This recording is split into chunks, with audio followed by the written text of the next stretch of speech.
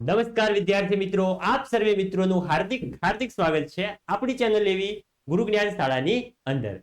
વિદ્યાર્થી મિત્રો, આજના વિડીયોની અંદર આજે આપણે ધોરણ 10 વિષય સામાજિક વિજ્ઞાન વિષયની અંદર જે આપણી દ્વિતીય પરીક્ષા 2026 છે એની અંદરનું અતિ મોસ્ટ આઈએમપી પ્રશ્નપત્ર જે છે એ પ્રશ્નપત્રનું સંપૂર્ણ સોલ્યુશન, સંપૂર્ણ જવાબો સાથેનું સોલ્યુશન આજે આ વિડીયોની અંદર કરવાના છીએ. તો વિડીયોને મિત્રો તમારે ભૂલ્યા વગર, સ્કીપ કર્યા વગર છેલ્લે સુધી પૂરેપૂરો જોવાનો છે. અને ચેનલને સબસ્ક્રાઇબ નથી કરી તો હમણાં સબસ્ક્રાઇબ કરી દેજો, જેથી કરીને તમે બીજા પ્રશ્નપત્રો પણ મેળવી શકો અને તમારી તૈયારી સરળ બનાવી શકો. તો ચલો મિત્રો, વધુ ટાઈમ વેસ્ટ ન કરતા આપણે વિડીયોની શરૂઆત કરીએ. તો જોઈ શકો છો, ધોરણ 10 સામાજિક વિજ્ઞાન, સમય આપણો રહેવાનો છે 3 કલાકનો. પ્રશ્નપત્રના ગુણભાર છે 80 માર્ક્સનો. એમાં છે વિભાગ નંબર એ, એમાં છે નીચેના પ્રશ્ન માગ્યા મુજબ ઉત્તર લખો.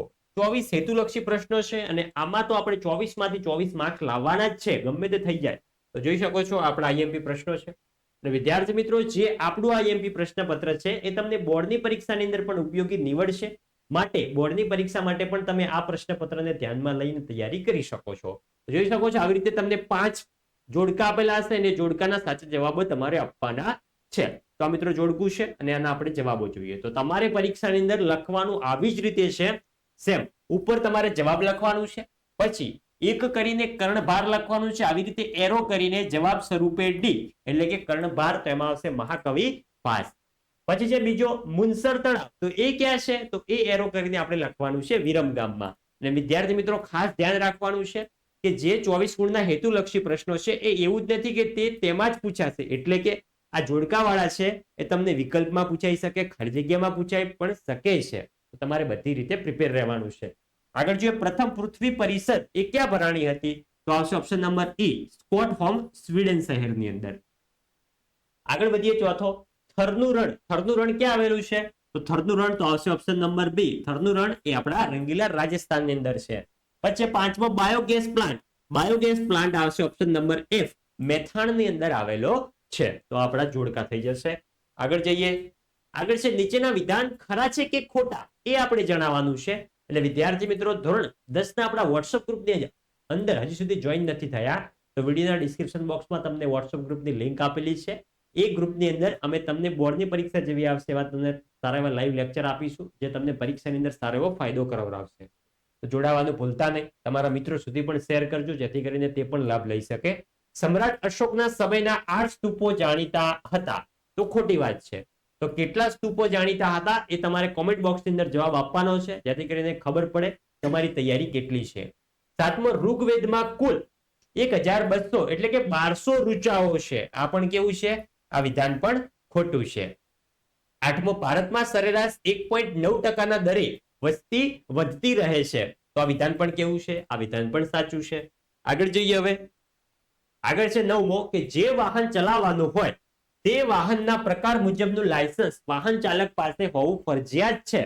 તો આ વિધાન પણ સાચું છે. તમે જો 2 વ્હીલ બાઇક ચલાવતા હોય તો તમારી પાસે 2 વ્હીલનું લાયસન્સ હોવું ફરજિયાત છે. તમે 4 વ્હીલ જો ગાડી ચલાવતા હોય તમારી પાસે 4 વ્હીલનું લાયસન્સ હોવું જરૂરી છે.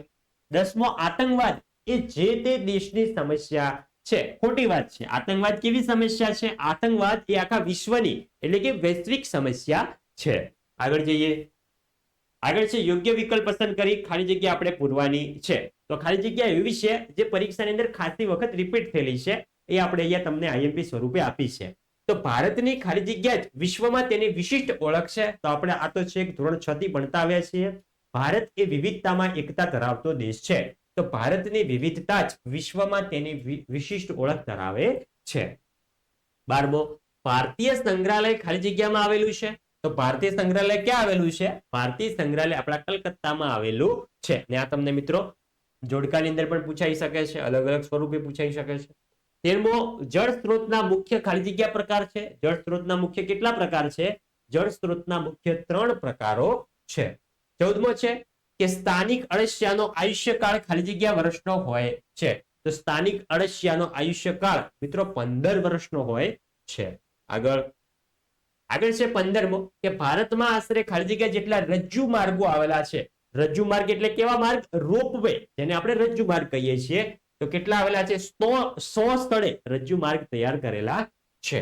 આગળ છે નીચેના પ્રશ્નોના આપેલા વિકલ્પોમાંથી સાચો વિકલ્પ પસંદ કરીને ઉત્તર જણાવવાના છે. આપણા વિકલ્પો છે. તો નીચેનામાંથી કયું જોડકું ખોટું છે આપણે જણાવવાની છે. તો ઓપ્શન નંબર સી, રાણીની વાવ અડાલજ. રાણીની વાવ અડાલજમાં નથી, પરંતુ ક્યાં છે? આપણા પોન્સો પાટણની અંદર છે. જોઈ શકો છો. તો કયા જવાબો સાચા છે એના ઉપર પણ આપણે એકવાર નજર મારી દઈએ. તો સહસ્ત્રલિંગ તળાવ પાટણમાં છે, સાચી વાત છે. મલાવ તળાવ જે છે એ ક્યાં છે? ધોળકામાં છે, સાચી વાત. પછી નવગઢનો કૂવો, નવગઢનો કૂવો ક્યાં આવેલો છે? નવગઢનો કૂવો જુનાગઢમાં છે. તો એ પણ રાઈટ આન્સર છે. આગળ જોઈએ 17મો કે ગ્રાન્ડ એનિટક એટલે કે ભવ્ય બંધનું નિર્માણ કઈ નદી પર થયેલું છે? તેમાં આવશે ઓપ્શન નંબર સી, જે આપણી કાવેરી નદી છે એના ઉપર ગ્રાન્ડ ટંક એટલે કે ભવ્ય બંધનું નિર્માણ થયેલ છે. 18મો નીચેના પૈકી કયું વિધાન સાચું નથી એટલે કે વિધાન ખોટું છે એ તમારે જણાવવાનું છે. તો જોઈ શકો છો અહીંયા તમને 3 ઓપ્શન આપેલા છે. તેમાં સાચો જવાબ શું રહેશે? સાચો જવાબ રહેશે ઓપ્શન નંબર બી, કે હિમાલયમાંથી નીકળતી નદીઓ મોસમી નદીઓ કહેવાય છે. એ વિધાન કેવું છે? એ વિધાન ખોટું છે. બાકીના વિધાનો આપણા સાચા વિધાનો છે. અને ધોરણ 12 ની દ્વિતીય પરીક્ષાના બાકી વિષયના પણ મોડેલ પેપરો આપણી ચેનલ ઉપર મૂકેલા છે. તે તમામે તમામ વિડીયોની લિંક આવડીના ડિસ્ક્રિપ્શન બોક્સમાં જે તમને પ્લેલિસ્ટ આપેલું છે એ પ્લેલિસ્ટની અંદર જઈને તમે જોઈ શકો છો. 19મો વિકાસશીલ દેશોનું સામાજિક માળખું કેવું છે? તો વિકાસશીલ દેશોનું સામાજિક માળખું જે છે એ મિત્રો રૂઢિચુસ્ત છે. ઓપ્શન નંબર સી, રૂઢિચુસ્ત છે. આગળ વધીએ. આગળ છે 20મો કે વાહન ચાલક પોતે અને અન્ય મુસાફરો પણ સીટ બેલ્ટ પહેરી લે તે કોણ નક્કી કરશે? તે કોણ નક્કી કરશે? જે વાહન ચલાવતો હોય, જે ડ્રાઈવર હોય એ નક્કી કરશે કે બધાને સીટ બેલ્ટ બાંધેલો છે.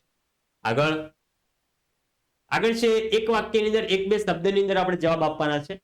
તો વિવેક એક્સપ્રેસ ક્યાંથી ક્યાં સુધી છે? તો વિવેક એક્સપ્રેસ એ મિત્રો દિબ્રુગઢ થી કન્યાકુમારી સુધીનો છે.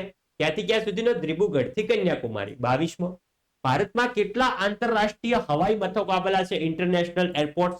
તો આવશે 15 ઇન્ટરનેશનલ એરપોર્ટ આપણા ભારત દેશની અંદર છે.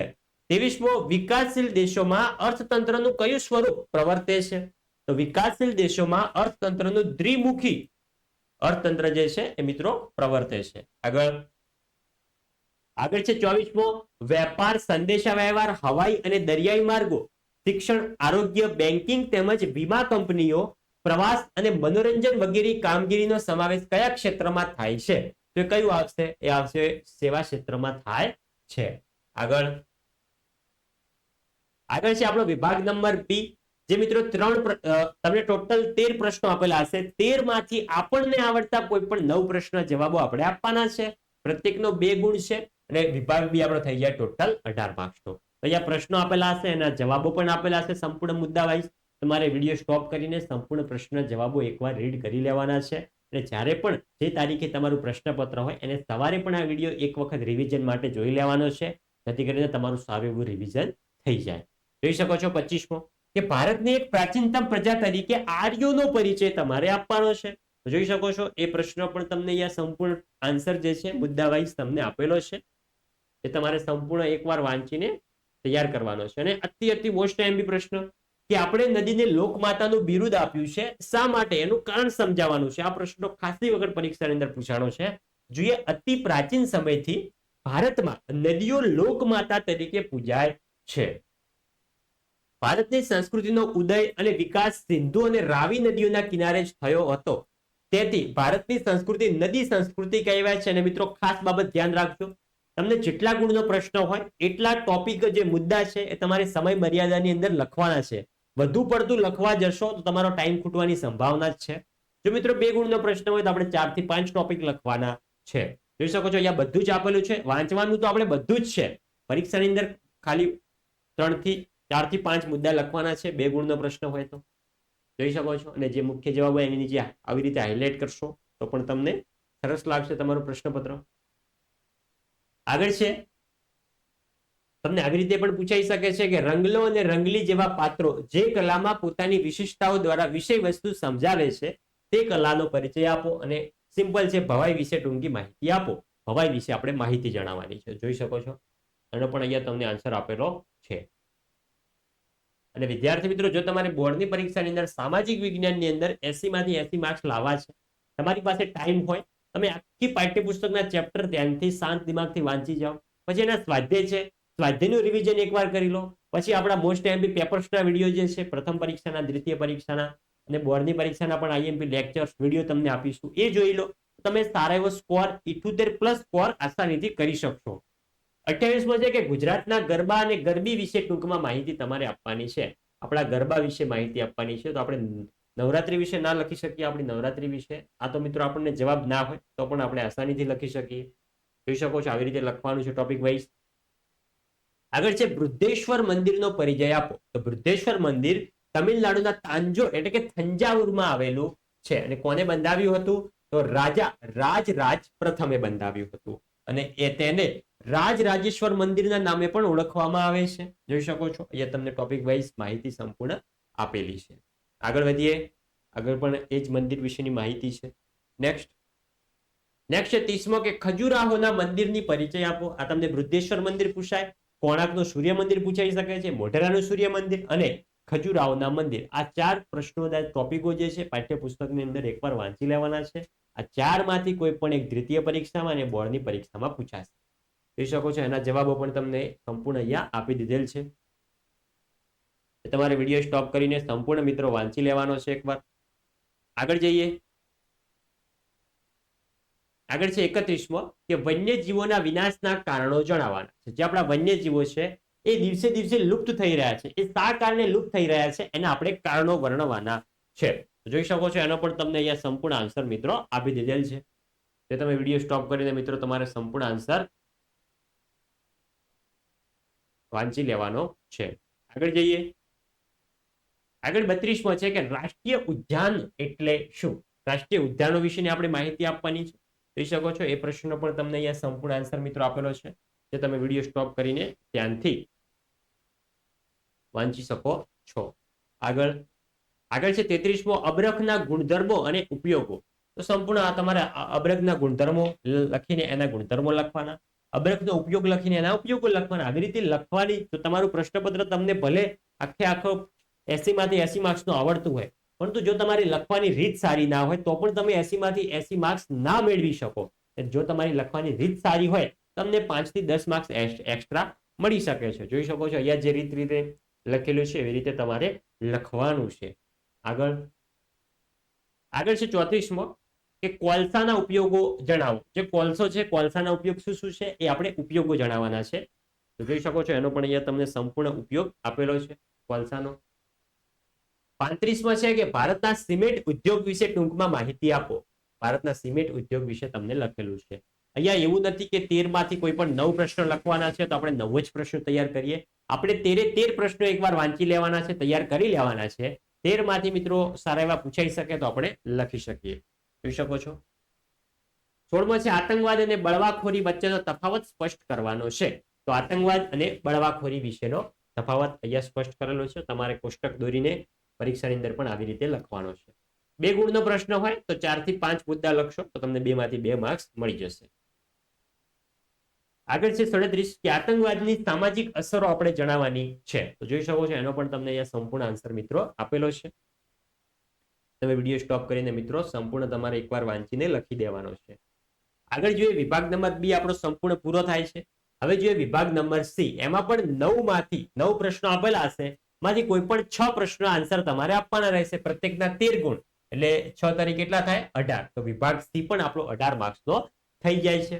પરંતુ અહીંયા આપણે 9 પ્રશ્ન તૈયાર કરી લઈએ. આ જે ચિત્ર આપેલું છે, ચિત્ર શાનું છે એના પરથી આપણે એના વિશે લખવાનું છે. તો આ કયા સ્તૂપનું ચિત્ર છે? તો આ સાંચીમાં આવેલા સ્તૂપનું ચિત્ર છે. બીજો આ સ્તૂપ કયા રાજ્યમાં આવેલો છે? તો આ સ્તૂપ મધ્યપ્રદેશ રાજ્યમાં આવેલો છે. ત્રીજો આ સ્તૂપ કયા ધર્મના સ્થાપત્ય કલાનો અમૂલ્ય નમૂનો છે? તો આ સ્તૂપ બૌદ્ધ ધર્મના સ્થાપત્ય કલાનો અમૂલ્ય નમૂનો છે. આગળ વધીએ. આગળ છે 39 કે પ્રાચીન ભારતના એક નગર તરીકે હડપ્પાનો પરિચય આપણે આપવાનો છે.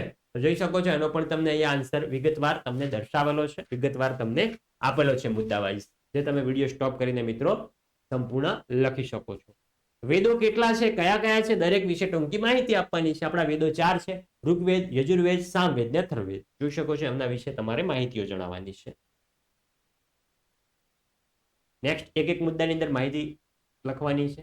આગળ જઈએ, કાળી જમીન વિશે નોંધ લખવાની છે અને ભારતમાં કાળી જમીન ક્યાં ક્યાં આવેલી છે અને કાળી જમીનના લક્ષણો જણાવો. જોઈ શકો છો એનો તમને અહીંયા આન્સર આપી દીધેલ છે સંપૂર્ણ. 3 માર્ક્સનો છે. 3 માર્ક્સની અંદર આપણે કેટલા મિત્રો 7 થી 8 મુદ્દા લખવાના છે. લક્ષણો છે, લક્ષણો કરીને નીચે તેના લક્ષણો જણાવવાના છે આપણે. જોઈ શકો છો કાળી જમીન રેગુર જમીન પણ તરીકે પણ ઓળખાય છે અને કાળી જમીન કપાસની જમીન તરીકે પણ ઓળખવામાં આવે છે. આગળ આગળ છે 42માં ભૂમિ સંરક્ષણના ઉપાયો જણાવવાનો. જે આપણી જમીન છે, જમીનનો આપણે બચાવ, જમીનનું સંરક્ષણ કેવી રીતે કરી શકીએ એ પાછળના આપણે ઉપાયો જણાવવાના છે. જોઈ શકો છો પડતર જમીન પર જંગલો ઉગાડવા, વૃક્ષો વાવવા જોઈએ, વૃક્ષ છેદન અટકાવવું જોઈએ, એટલે કે વૃક્ષો જે કાપણી થાય છે દિવસે દિવસે એ આપણે અટકાવવી જોઈએ. એના વિશે વિગતવાર તમને માહિતીઓ આપેલી છે સંપૂર્ણ ટોપિક વાઇઝ. આગળ જોઈએ 43 ખાનગીકરણના લાભ અને ગેરલાભ. તો ખાનગીકરણના લાભ અહીંયા જણાવેલા છે, પછી છે એના ગેરલાભ જણાવેલા છે.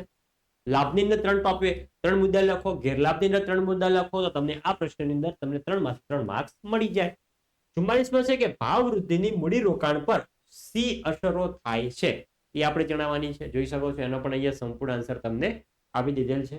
જે તમે મિત્રો વિડીયો સ્ટોપ કરીને સંપૂર્ણ આન્સર તમારે લખી દેવાનો છે ધ્યાનથી. જોઈ શકો છો. આગળ વધીએ. 45 છે કે ગ્રાહક સુરક્ષામાં ગ્રાહક મંડળોની ભૂમિકા આપણે સ્પષ્ટ કરવાની છે. તો આની અંદર પણ મિત્રો તમને સંપૂર્ણ આન્સર આપેલો છે, જે તમે વિડીયો સ્ટોપ કરીને મિત્રો સંપૂર્ણ આન્સર એકવાર વાંચી લેવાનો છે અને પરીક્ષા હોય અને આગલા દિવસે પણ એકવાર આ વિડીયો જોઈ લેવાનો છે, રિવિઝન કરી લેવાનું છે. આગળ 46 આપણી આસપાસમાં જોવા મળતી કઈ કઈ બાબતો દેશના માનવ વિકાસ આંકને અસર કરે છે, તો એ જણાવવાનું છે. જોઈ શકો છો આટલી બાબતો છે. અને વિદ્યાર્થી મિત્રો જે તમારું ઓરિજિનલ પ્રશ્નપત્ર હશે અને ધોરણ 10 સાવીના ટોટલ 3 મોડેલ પેપરો આવશે. 3 મોડેલ પેપરની લિંક વિડીયોના ડિસ્ક્રિપ્શન બોક્સમાં આપેલી છે. 3 પેપર જોઈ લેજો, જેથી કરીને તમારી તૈયારી સારી એવી થઈ જાય. આગળ પણ જોઈ શકો તમને જવાબ આપેલો છે. નેક્સ્ટ વિભાગ નંબર ડી જોઈએ, આપણો લાસ્ટ વિભાગ. એની અંદર છે 47 થી 53 માંથી કોઈ પણ 4 પ્રશ્નના જવાબો તમારે આપવાના છે. અને જે 54માં છે નકશો છે એ મિત્રો કેવો છે, એ ફરજિયાત છે, એનો તમારે આન્સર આપવાનો જ છે. વિભાગ ડી આપણો થઈ જશે 20 માર્ક્સનો. અને પ્રત્યેકના કેટલા માર્ક્સ છે વિભાગ ડી ની અંદર? પ્રત્યેકના 4 ગુણ છે. તો ગણિતથી દુનિયાનો વ્યવહાર ચાલે છે, આ વિધાન વિસ્તારથી આપણે સમજાવવાનું છે. જોઈ શકો છો એના વિશે તમને માહિતી મિત્રો આપેલ છે સંપૂર્ણ. ગણિત વિશે લખવાનું છે. આગળ જઈએ. 4 માર્ક્સનો પ્રશ્ન છે, એટલે મિત્રો આપણે શું કરવાનું છે, વધુમાં વધુ 12 થી 13 અથવા તમે 14 પણ મુદ્દા, વધુમાં વધુ 10 ઉપર મુદ્દા લખશો તો તમને સારા એવા માર્ક્સ મળશે. 48 કે પ્રાચીન ભારતે ખગોળ વિદ્યામાં આપેલું પ્રદાન. ટૂંક નોટ લખવાનું છે. પ્રાચીન ભારતનું ખગોળશાસ્ત્ર વિશે આપણે લખવાનું છે. જોઈ શકો છો અહીંયા ખગોળશાસ્ત્ર વિશે પણ તમને સંપૂર્ણ માહિતી આપેલી છે. વરાહમિહિરે પોતાના પંચસિદ્ધિકા નામના ગ્રંથમાં જ્યોતિષ અને ખગોળશાસ્ત્ર વિશે પ્રમાણભૂત માહિતી પણ આપી છે. એવી રીતે તમે લખી શકો છો. અને જે મુખ્ય ટોપિક હાઇલાઇટ હોય એની નીચે આવી રીતે અંડરલાઇન પણ કરી શકો છો પેન્સિલથી અથવા બ્લેક બોલ પેનથી. 49 છે કે ભારતમાં ખેતીના મુખ્ય પ્રકારો કેટલા છે, કયા કયા છે, ને ગમે તે 4 પ્રકારો વિશે માહિતી જણાવવાની છે. તો ખેતીના ટોટલ 6 પ્રકારો છે. કયા કયા? જીવન નિર્વાહ ખેતી, સૂકી ખેતી એટલે કે શુષ્ક ખેતી, આદ્ર એટલે ભીની ખેતી, સ્થાનાંતરિત એટલે કે ઝૂમ ખેતી, બાગાયતી ખેતી અને સઘન ખેતી. આગળ જઈએ. અને કોઈ પણ 4 વિશે આપણે મુદ્દાસર નોંધ લખવાની. જોઈ શકો છો એ તમને સંપૂર્ણ આપેલું છે. નેક્સ્ટ 50માં છે કે નીચે આપેલ ચિત્ર ભારતના મુખ્ય એક ધાન્ય પાકનું છે. તે કયો પાક છે? તે પાક વિશેની સંપૂર્ણ વિસ્તૃત માહિતી આપો. તો મિત્રો કયો પાક છે? આ છે ડાંગરનો પાક છે. ડાંગરના પાક વિશે આપણે સંપૂર્ણ વિસ્તૃત માહિતી જણાવવી પડશે. ચિત્રમાં આપેલ પાક એ ડાંગરનો પાક છે. ડાંગર ભારતનો ખૂબ મહત્વનો કેવો પાક છે? ધાન્ય પાક છે. અને એના વિશે પણ મિત્રો તમને સંપૂર્ણ જવાબો લખેલા છે, જે તમે જોઈ શકો છો. આગળ જઈએ.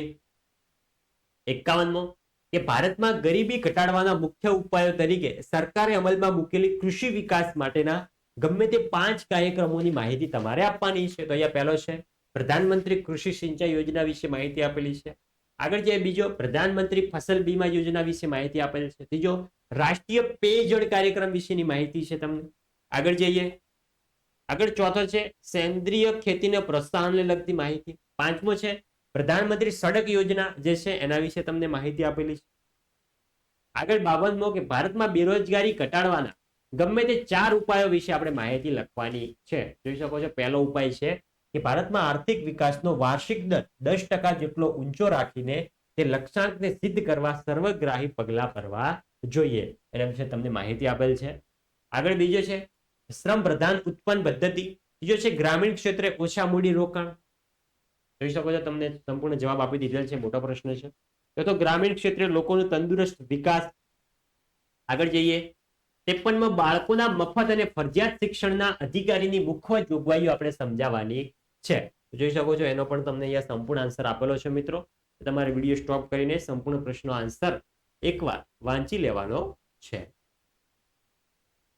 આગળ તમને નકશો પૂછાય છે. જોઈ શકો છો કાળી જમીન છે, બાંદીપુર રાષ્ટ્રીય ઉદ્યાન છે, તમાકુ ઉત્પન્ન કરતો પ્રદેશ છે, સણના કાપડ ઉદ્યોગનું એક કેન્દ્ર નામ સાથે આપવાનું છે. અને એક્સ્ટ્રામાં જે છે જે મિત્રો પરીક્ષાની અંદર પૂછાણા છે તો આવશે શિવપુરી રાષ્ટ્રીય ઉદ્યાન, બાજરી ઉત્પન્ન કરતો એક પ્રદેશ છે, પછી રેશમી કાપડ ઉત્પન્ન કરતું કેન્દ્ર. તો જોઈ શકો છો અહીંયા તમને જવાબ આપેલો છે. કાળી જમીન અહીંયા દર્શાવ. તમારે પણ પરીક્ષાની અંદર આવી રીતે સંજ્ઞા સૂચિ દર્શાવવી પડશે અને આવી રીતે તમારે નકશાની અંદર દર્શાવવાનું છે. તો વિદ્યાર્થી મિત્રો આ હતું આપણું ધોરણ 10 વિષય સામાજિક વિજ્ઞાન વિષયની અંદર અતિ મોસ્ટ આઈએમપી દ્વિતીય પરીક્ષા 2026 માટેનું આઈએમપી મોડેલ પેપર. મિત્રો વિડીયો સારો લાગ્યો હોય વિડીયોને અચૂકથી લાઈક કરીને જવાનું છે. ચેનલ ઉપર નવા હોય ચેનલને હજી સુધી સબસ્ક્રાઇબ ના કરી હોય તો ચેનલને પણ સબસ્ક્રાઇબ કરજો કારણ કે તમે બોર્ડની પરીક્ષાની અંદર પણ સારી એવી તૈયારી કરી શકો. મળીશું આવનાર વિડીયો સાથે. ત્યાં સુધી આવજો. જય હિન્દ, જય ભારત.